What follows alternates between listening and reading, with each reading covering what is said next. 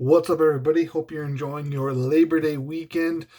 I'm assuming as I'm doing this video, you're not working on anything, which is good. Or, you're at one of those people that likes to have a gun to your head when you do all your assignments, so you're just scrambling to get it done.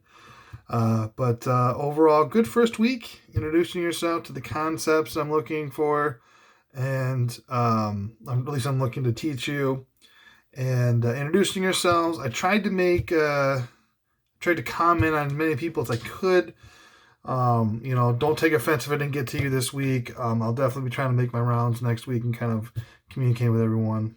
Introducing myself and saying what's up. So, good first just week of discussion, questions or answers. So that went pretty well. So we're on to week 2.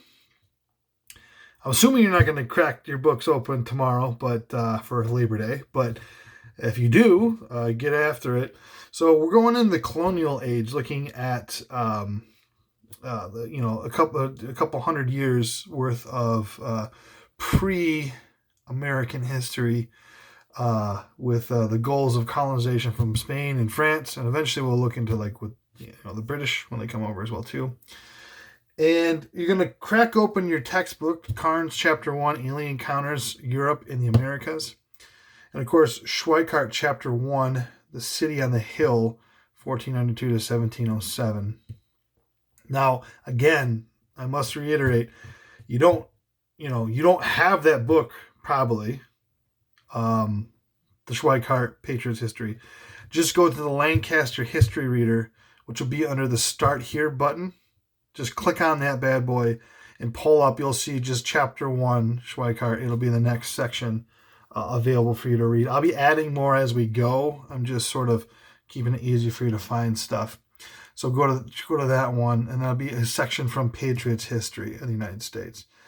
And next you have a video to watch, Ancient Mysteries, Vikings in North America, voiced over by the incomparable Mr. Spock, Leonard Nimoy. It's pretty great.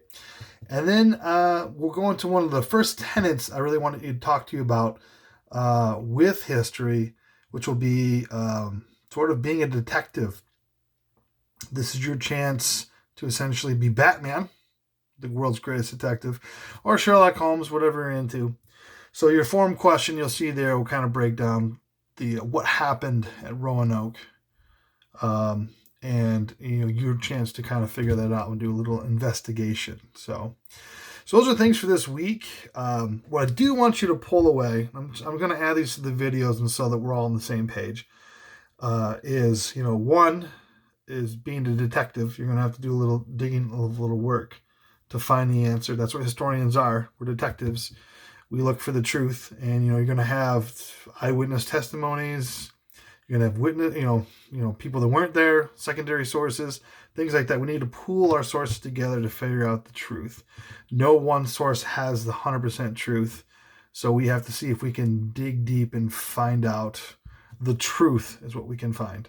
And, always remember that there's always going to be new witnesses will arise within history. We're going to find new sources, and it might change how we feel about something, or our perceptions can change. So one thing that people feel about history is they feel like it's just a bunch of stuff that happened a long time ago and it's stagnant. Well, no, history is not stagnant. History is living and breathing. It's a part of us. As we change and our outlooks change, so does history. So that's one thing I wanted to pull away from this week. And also, as far as the content goes this week, think about the reasons why Europeans are going over there. They take a bad rap for a lot of bad things they do, and you'll actually get into a little of that in the following weeks, reading over some of the stuff like Zinn has.